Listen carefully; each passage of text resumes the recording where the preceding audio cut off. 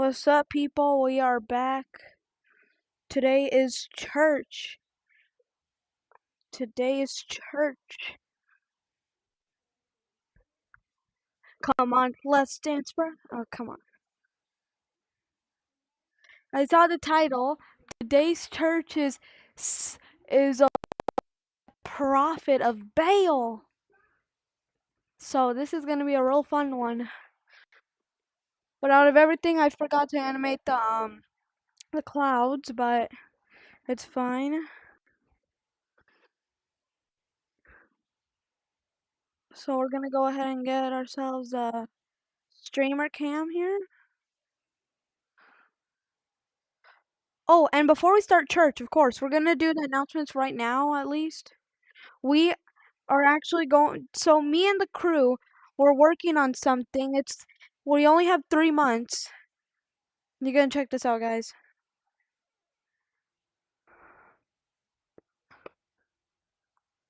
We have 3 months to build this.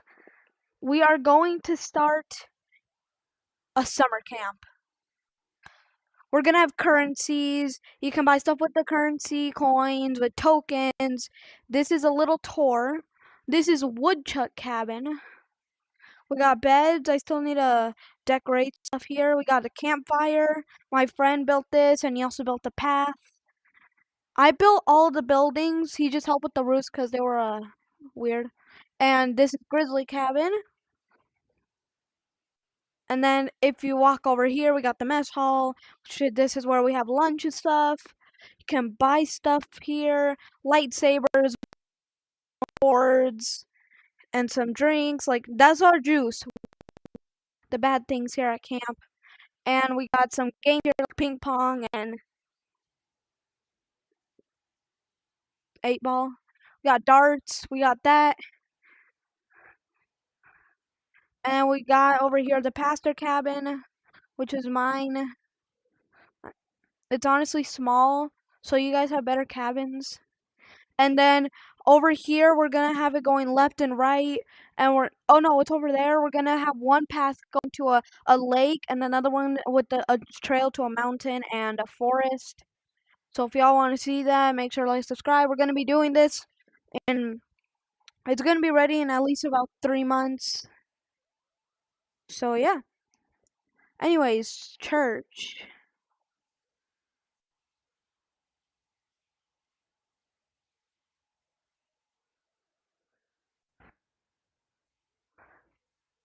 Oh, and also another announcement, me and my family are going on trip, so there isn't going to be any Bible study on Thursday, but we are still doing church for next week. I need this. I'm gonna just get rid of it, because people are just going to want to grab this.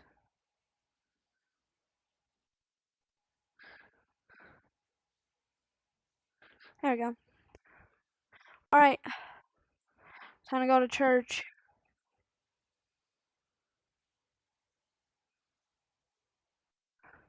Let's see if there'll be anyone joining us today.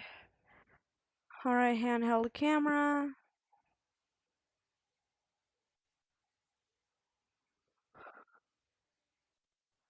You'll see what this is in a second.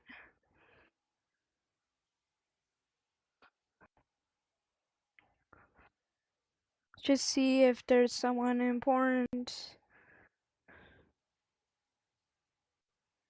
Bruh, he ain't online. What time is it? Oh yeah, okay.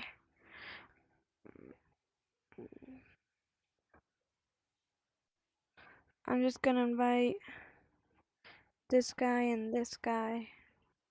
Alright. Why is he... Good boy.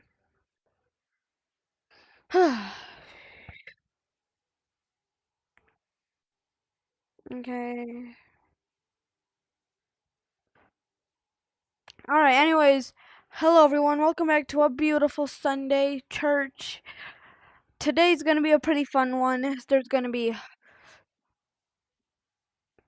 gold statues, it's gonna be meteors, explosions, crazy stuff.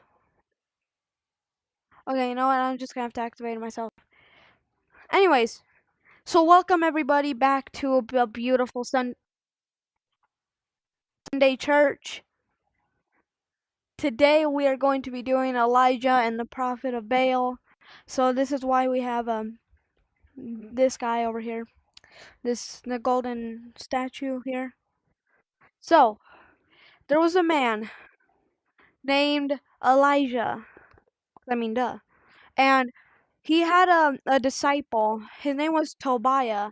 He was like a teen, kind of like our age. I glitched a lot, like our age, kinda. And he always followed Elijah. But there was a problem though. See, one day he went to the king named King Boab, and he said, well, he just went to the king. Okay, he went to the king, and he said, why to not be worshiping these idols that they are creating. But guess what? The king got mad at him and told him to leave or he would kill him. But Elijah stood his ground and told him to not do that, but the king didn't listen. Then they left. A couple time went by, and he decided that he had a challenge for the king and all of Israel, because all of Israel were bowing down to idols. Like literally Israel, they were bowing down to these people they created, these idols. And as they're walking, he said this to Tobiah. You can also read it. It says in the Bible. He said, they carve these statues, but they're nothing like us. They have mouths but cannot speak, eyes but cannot see. Like they just carve them on. They just pick up some random rock around. They just write a face on it and they call it, and they bowing down. That's not normal, right? Like, and it's crazy because we'll talk about this in a bit. So he goes to the king and challenges to see who's the real God. So he said, meet me on Mount Carmel, where we shall do a challenge. You bring your statue and all your 450 prophets of Baal, and I will meet you up there with all the people of Israel. And if the altar catches on fire, whichever God makes the altar go on fire will be the true God. And to no one's surprise, the king accepted it. After some days went by, they finally met on the mountain. And people were making fun of Elijah because they didn't believe in God. They were like, he thinks God's gonna help him. No one's gonna help him. He's just gonna be there while Baal is the best one. That's what they think. So this was the thing they had to do. They had an altar. They put a cow on it. I forgot to build that, but just imagine it. They have there's an altar right here, right? Pretend there's an altar right here. And it's made of rocks. And then imagine I spawned a campfire on top of it. And, well, no, not a campfire. They just put a cow on top of that altar. No fire, no nothing. But if the cow got on fire, or if anything happened to the cow or the altar, it would mean that their God were real and true. Elijah already had it planned. He knew what was going to happen, so he did not fear. He trusted in God. So they brought their statue, this guy right here. They got like torches, and they started being all like, oh, they started worshiping him. They got on their knees and they started worshiping this statue, this man-made statue that doesn't exist. And they started going. Oh, you think they probably just went for like a couple minutes? They went hours. They went hours going around, putting smoke all over the mountain. But guess what? Not a single inch of this statue, and not a single spark touched that altar. And Baal did nothing but stand there and say, "What are these people doing?" He isn't real. Then finally, after the 450 prophets just embarrassing themselves, then it was finally Elijah's turn. Now you're probably wondering, well, what did he do? Did he just pray and a fire came down? No. He got his altar. He built it with rocks, just a plain altar with rocks. He put the cow on top, and you may be wondering, what did he do? He put water, 4 buckets of water on top of it, and he put a hole around it so the water wouldn't spread. Everyone's saying, what is wrong with him? If it's soaking wet, how is the thing gonna catch on fire? What is this dude doing? Then, once they got that 4th one, he waited a couple seconds.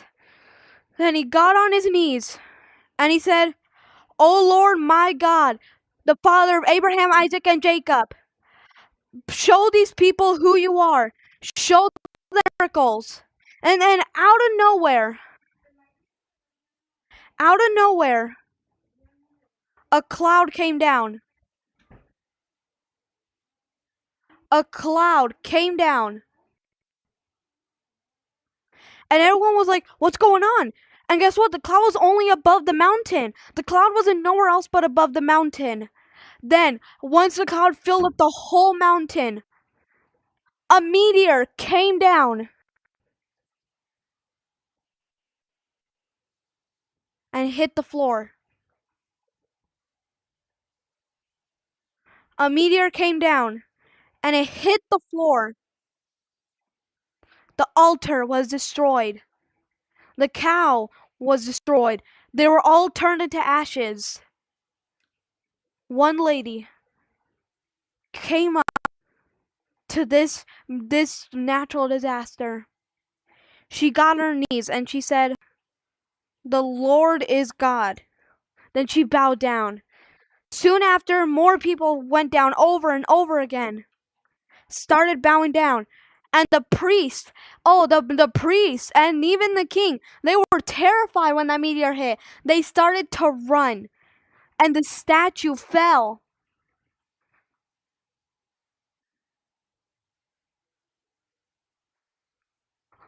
The statue fell, and all the people who made this, they left. But all the tribe of Israel bowed down and realized he was the one and only God. I will be right back.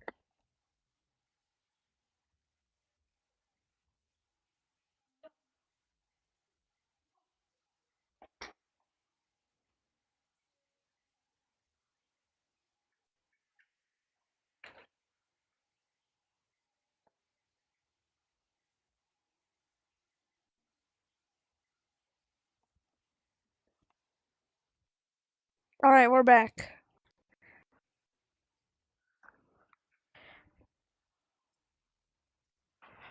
So once it fell and everyone started bowing down, Elijah saw how people changed. Soon, pretend these are other statues. They pulled them down and destroyed them. And they started worshiping God all day long, every single day. Well, not all day long, but every day. And just like in Daniel and the Lion's Den, they destroyed their statue and started praying to God. And you see, this is reflecting on our nowadays times, because by the fake priests saying that this was a God, there are a lot of fake pastors out there, okay? You guys know this. You know, I pastor. His name was Pastor Joel. The dude's bio, until now, I realized the dude's bio was a demon. And he pretended he was an angel. And every single day, he was always repeating the same book of Genesis, the same book of Adam and Eve, and he never changed nothing about it. He never changed. He never changed nothing about it. He kept saying the same things on Wednesdays and Thursdays and Sundays. And it was crazy. But other people don't see that. Because, you know, it's like octopus. As we're swinging them around, when we're trying to put them back into the water, guess what? They climb out and they go back to land. That water is the church. And that church is where they teach people about God. That's where they teach their disciples about God. And as we're swinging them around, trying to get them to that water, they let go. Once they're in that water, they fling right back out. You know, people mostly nowadays, they do you know church? They only do church for money, for fame. They do it for all the things, thinking that they can be important. Past This is how you know it's a real or fake pastor. When they put your hand like this and something good happens, it's a demon. Because no one has the power to heal someone. That power is gone now. The only power we have is faith. And idols. Nowadays, instead of giant gold statues, money is idols. Nature's idols. People believe in Mother Nature. Like, what is that, bro? That isn't real. There are things that are real and fake. But people aren't seeing that. And Elijah and the prophet of Baal teaches us that. The priests thought that this was a god, but guess what? Nuh-uh. They failed and became the laughing stock of the whole city.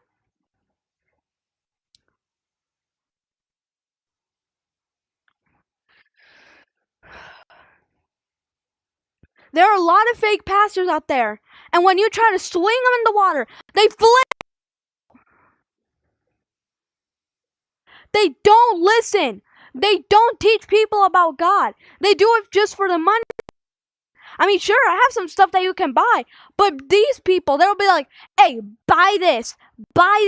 This will bless you. This will keep you holy.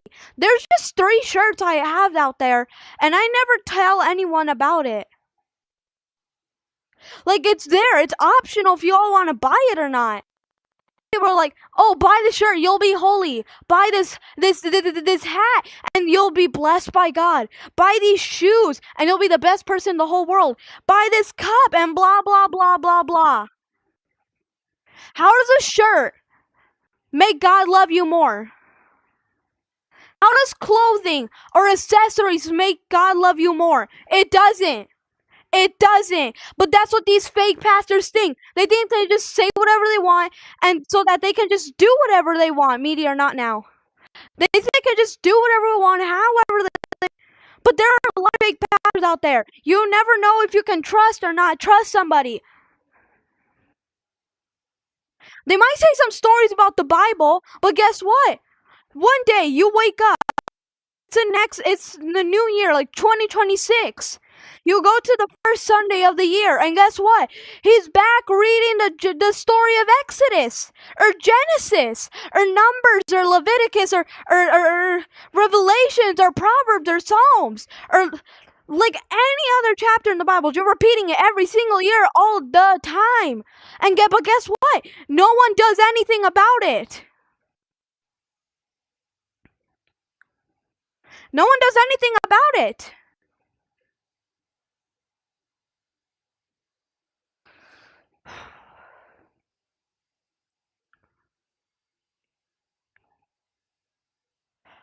You know, this is that the Bible and even God tells us. You love God more than anything. You love them more than technology, more than friends, more than your pets. And whether you like it or not, you gotta love God more than your mom or dad. God is more important. You can put your parents in number 2, but nothing can go in number 1. 'Cause nothing is better than God, than himself. There is no one else better than God. Name one thing that's better than him. Do you have technology that can create a whole world so real IRL people can live on it? Can you create a tree instead of just smashing it down with an axe? Can you make normal animals instead of consuming them into other breeds? No, you can't.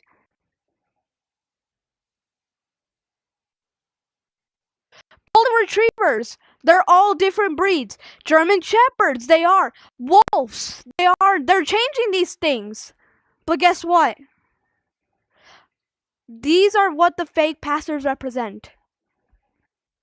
They're just wolves waiting to hunt down their prey and their victim. the next thing you know, when you come to a church next Sunday with that fake pastor, he'll start brainwashing you with all these fake things. And we know this because one time on TV, we saw this person who made like AI videos about Bible stories. Tell me one part where it said that Moses slapped Pharaoh and flew away. Anyone tell me, where did it say that in Genesis or Exodus or Leviticus? Where in the Holy Bible did it say that? In the Bible, where did it ever say anything about Moses flying, Moses slapping Pharaoh? Where does it say? It says it nowhere. Why? These pastors just want fame. They just want money. They don't want people.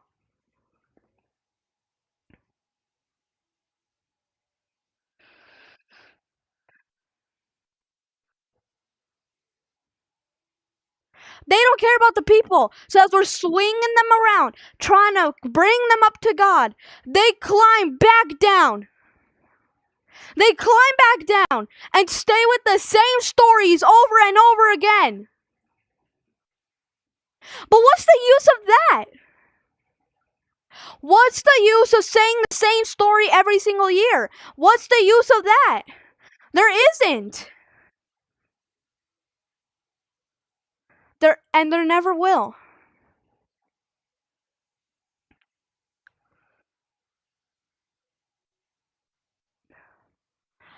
Elijah warned us about these fake pastors. Remember, I said that the fake priest said, this God is better than everybody. He can create a meteor strike. He can start rain. He can get rid of droughts. But guess what? He never did. Because you can't get gold, turn it into a person, and call it a god. Where's your physical proof? Where's your mental proof? Because as you're saying, this is a god, he's standing there. He's just standing there, not even blinking, not talking, not moving, just standing there. Why? Because it's just a statue, so live with it.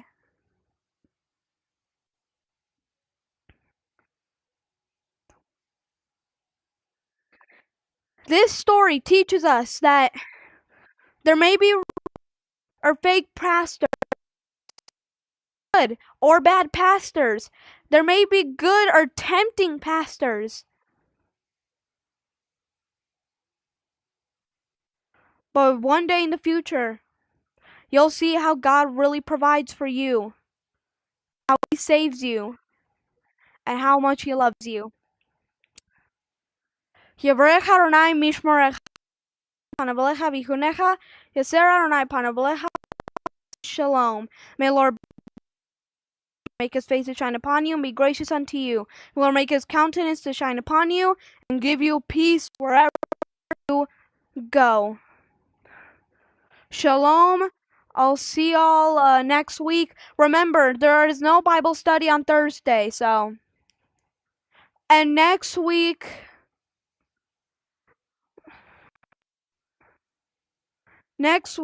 the story of next week, I forgot. I'll tell you guys in a shorts, one of my shorts. I'll tell you announcement. I'll do an announcement and I'll tell you guys what the story for next week is. Anyways, yeah. Bye everybody. Shalom. Oh my gosh, this story was. Oh, I went crazy.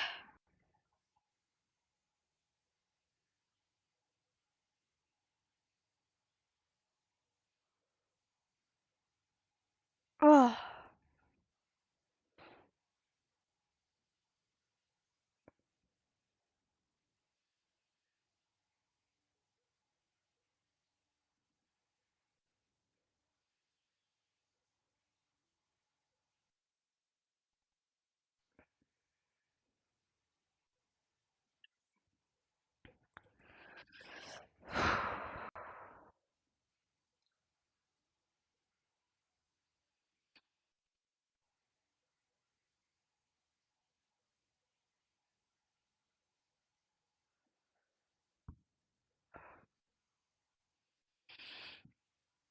And once again, in 3 months, me and the crew are working on the camp. In case if you were a bit late, you can go back to the beginning and you can see the tour of what the camp looks like so far. It's only going to be a max for 15 people, and the camp's going to be open only on summertime, and then when summertime's over, like right now, it isn't summertime yet, it's going to be just private, so it's going to be closed. So it's only open. So yeah, shalom.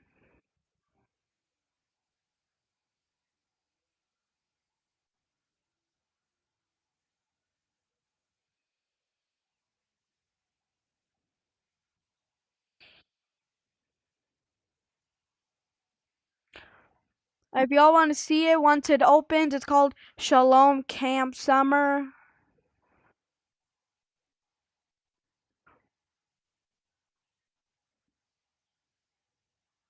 And yeah.